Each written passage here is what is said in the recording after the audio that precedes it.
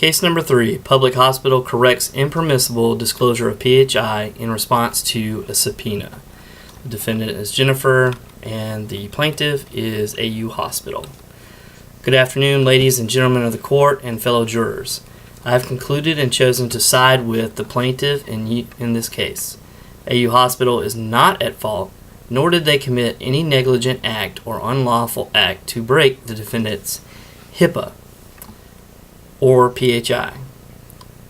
They were simply notifying the patient in due diligence to allow the release the defendant private information.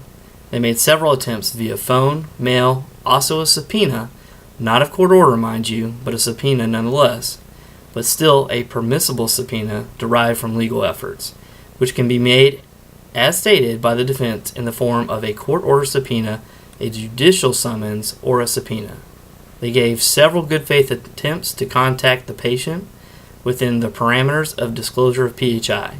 Now, AU Hospital is in the court for correction of impermissible disclosure of PHI in response to the defendant's own subpoena.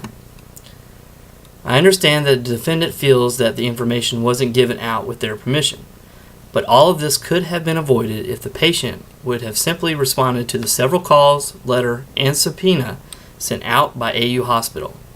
The only thing that AU Hospital could have done better is sent a court order subpoena instead of a regular subpoena. However, that all depends on time-sensitive nature of the information needed, or the PHI that was needed for the legal case. But I digress.